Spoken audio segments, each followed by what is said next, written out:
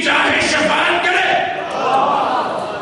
جس کی چاہے شفاعت کرے. اور زمین کا تیسرا حصہ، کہ زمین کے 2 حصے پانی، 1 حصہ خشکی. سارے مت میں توجہ میرے ساتھ رہے. کہ زمین کا 1 حصہ خشکی ہے، 2 حصے پانی. کہ وہ جو 1 حصہ خشکی ہے وہ میری دادی زہرا کے مہر میں چلا گیا. کہ جو بھی روئے زمین پہ چلے گا بغیر ولایت علی کے وہ قصبی جگہ پہ چلے گا.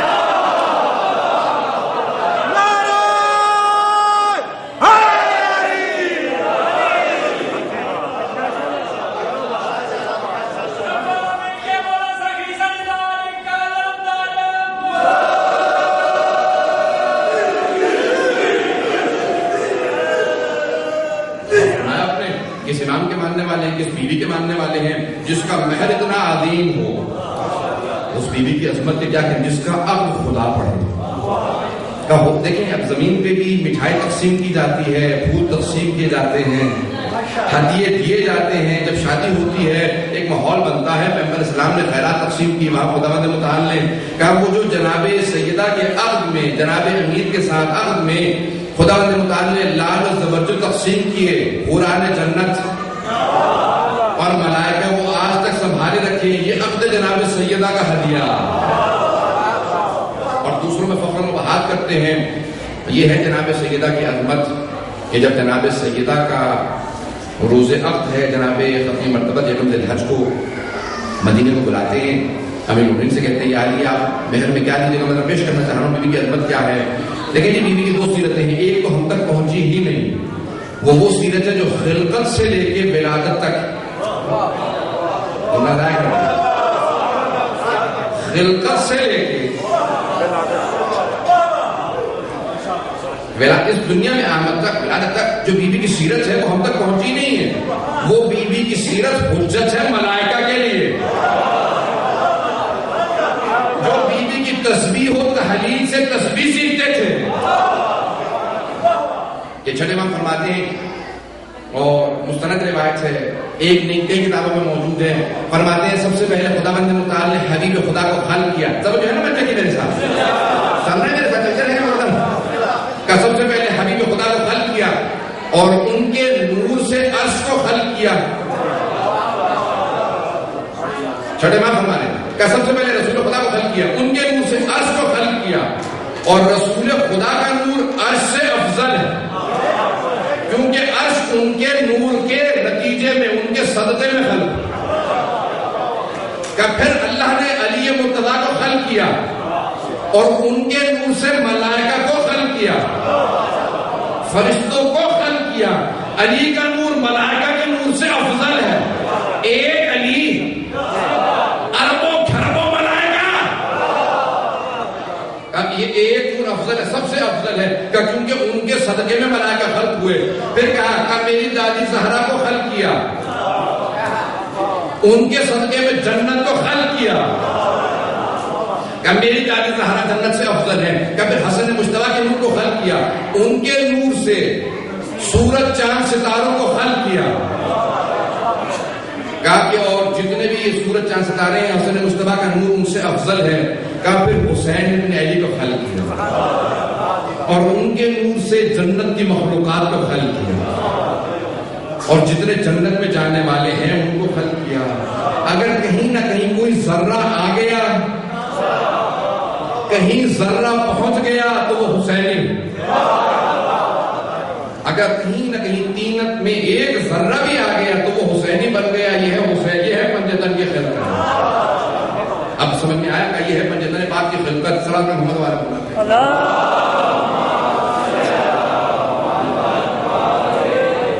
میں پچھلے کئی دن سے مسلسل سفر میں ہوں اور یہ سفر جو ہے وہ صرف بیوی کے ذکر کے لیے ہے. خدا گواہ ہے کئی مرتبہ دل کرتا ہے کوئی سفر نہ کروں، گھر پہ بیٹھوں، لکھوں، مطالعہ کروں، پڑھوں.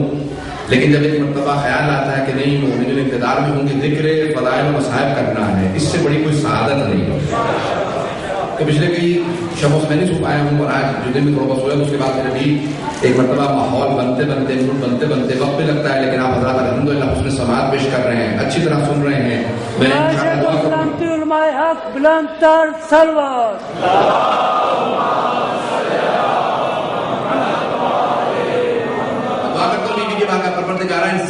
بیوی کو ان سے سب سے خوشبو تو راضی فرما. بڑی زحمت سے کرتی میں جانتا ہوں کیا پانی آئندہ دیکھیں کون ہے بیوی کی عظمت کیا ہے, مقام کیا ہے, ان کا رتبہ کیا ہے.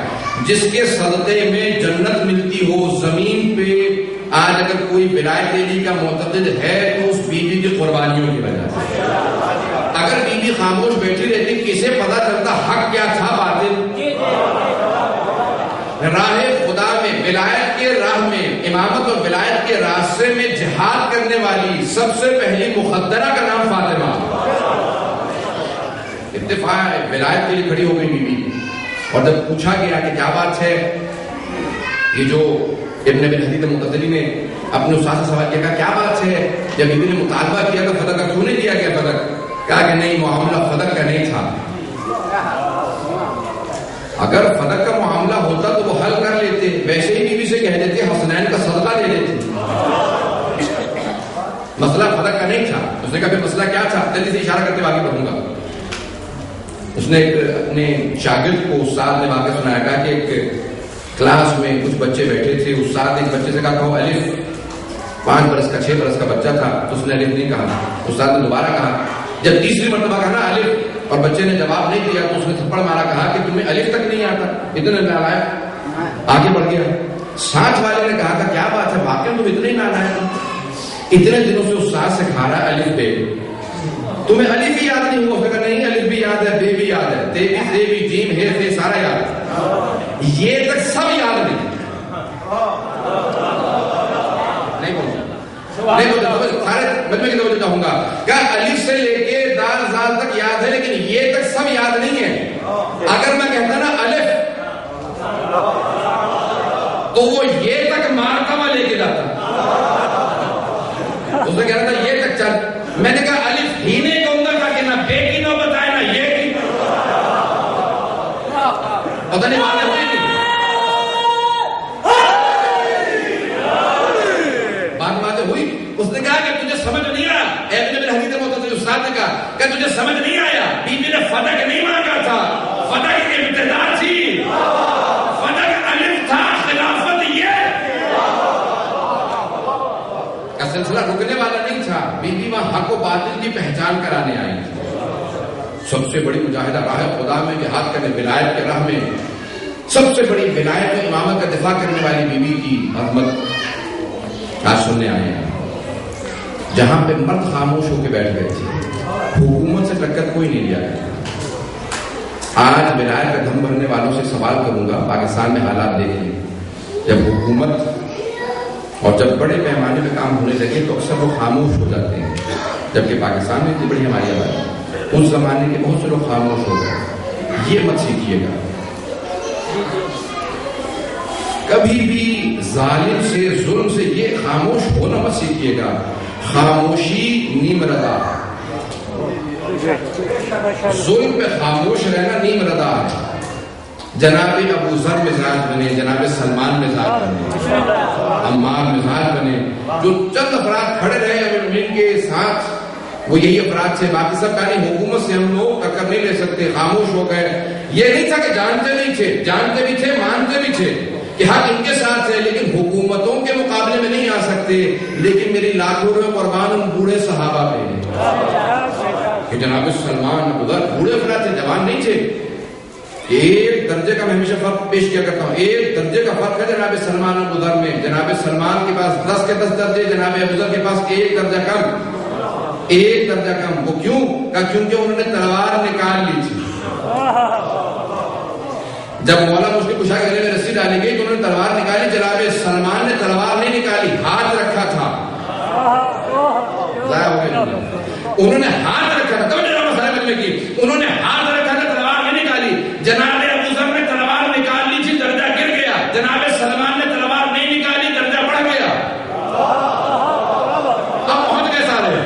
جناب ابوذر نے تلوار نکالی کا ایک درجہ گر گیا, سلمان نے تلوار نہیں نکالی, رتبہ بڑھ گیا. کیسے؟ علی سے زیادہ شجاع کوئی نہیں. جب میرے مولا نے تلوار نہیں نکالی تو میں کیوں نکالوں؟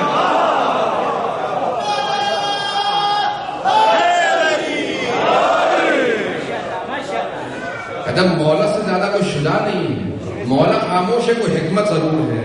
لیکن ہاتھ تلوار پہ تھا جیسے مولا کا اشارہ ملے گا، جب اشارہ ملے گا تو اشارے کے انتظار میں لگے گا۔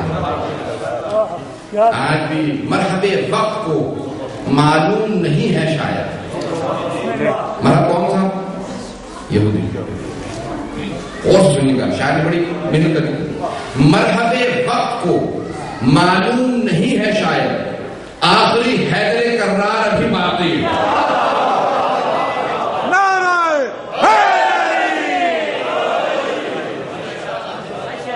آخری حیدر کرار ابھی باقی۔ بس اشارے کے منتظر رہیے گا کہ کسی امام کے قدموں میں اپنی جان دینے کے لیے تیار رہیں ہمیشہ۔ اگر مانگے تو خود گلا کاٹ کے رکھ دیں، جیسے جناب حبیب نے کہا تھا کہ آقا زادی اگر آپ کہیں نا تو سر کاٹ کے آپ کے قدموں میں پھینک دوں گا۔ صرف اشارہ ملی کہ علی کی بیٹی نے کہا ہے، یہ ہے عصمت اور یہ ہے ایمان۔ بس اس طرح سے ہم نے وہ تیار رکھی۔ حضرت آئینہ دیکھتے ہیں کون ہے؟ جناب فاطمہ الزہرا، مریم کبریٰ، عصمت کبریٰ۔ انسان کے کمال کو حاصل کرنے کے لیے خلق کیا گیا۔ میں نے بات کو پہنچا دیا، بس میں 10 منٹ اور دوں گا، اس کے بعد میں مسائل پہ آ جاؤں گا۔ زیادہ سے زیادہ 10 منٹ میرے ذہن میں یہی ہے کہ میں 15 سے 20 منٹ زیادہ مسائل نہیں پڑھوں گا، انشاءاللہ مختصر کوشش کروں گا اس سے بھی کم کر ہو جائے۔ ساتھ رہیے گا، آئندہ دیکھیں میں نے یہاں تک بات کو پہنچایا۔ ایک حدیث کے لیے پوری کی پوری میں نے آپ کو یہ زحمت دی ہے۔ کوثر کا مصداق جناب سیدہ ہے۔ انسان ایک کمال حاصل کرنے کے لیے خلق کیا گیا۔ سب کی توجہ ہے میرے ساتھ؟ مجمع ہے تو نا میرے ساتھ؟ آئندہ دیکھیں، انسان ایک کمال حاصل کرنے کے لیے خلق کیا گیا ہے، جسے پرفیکشن کہتے ہیں، آپ کمال کہتے ہیں۔ ایک بیج کا کمال یہ ہے کہ وہ درخت بن جائے۔ سنیے گا، بیج کا کمال یہ ہے، ایک چھوٹا سا بیج ہے، اس کو زمین میں بو دے، خود تراور درخت بن جائے، خود بیج دینے لگے، پھل دینے لگے، یہ بیج کا کمال ہے۔ اس سے زیادہ ہونے اس کی کمال میں اور کوئی چیز نہیں ہے۔ جانور کا کمال یہ ہے کہ بڑا ہو جائے، اس کے خود بچے ہونے لگے۔ پہلا تھا کمال نباتی، دوسرا ہے کمال حیوانی۔ ایک ہے پودوں کا کمال، دوسرا ہے جانوروں کا کمال۔ اگر انسانوں کا کمال میں یہی ہو تو پھر انسان کیسے؟ میں کو فلسفی بحث شروع کرنے والا ہوں، تھوڑی توجہ کیجیے گا، بات سے ضرور محسوس ہوں گے انشاءاللہ تعالیٰ، پورا مجمع محسوس ہو کے جائے گا جو میں بات پیش کرنے والا ہوں۔ اللہ انشاءاللہ کافی بار کے لیے ہدیہ رہے گی میری بات، اور انشاءاللہ تعالیٰ آپ کو آج واضح ہوگا کہ ہم صرف یہ سمجھ سکتے ہیں کہ ہم انہیں نہیں سمجھ سکتے۔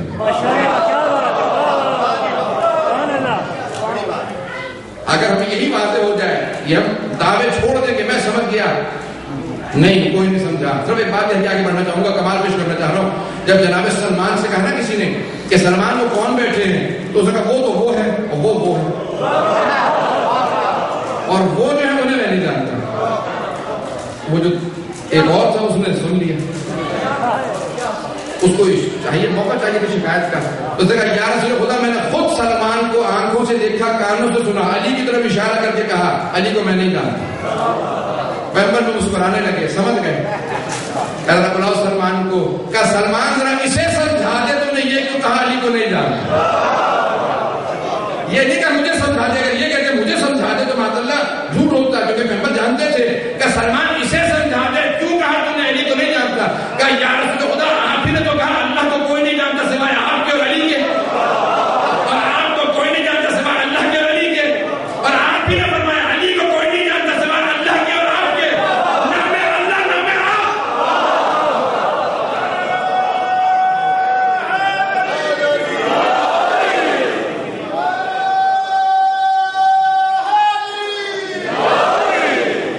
اور یہ صرف اگر آج یہی واضح ہو جائے کہ ہم انہیں نہیں جان سکتے پہچان سکتے، بس یہ ہے کہ ان کی عظمت اس سے بالا تر ہے، جو ہم سمجھے ہیں اس سے بالا تر ہے۔ اگر ہم بلندی تک پہنچ چکے ہوتے تو سمجھ آ چکا ہوتا۔ جب پوچھا نا کسی نے چھٹے امام سے، کہا مولا میں خدا کو یہ سمجھاؤں گا، تو نہیں سمجھا، کہا آپ نے سنا ہی نہیں۔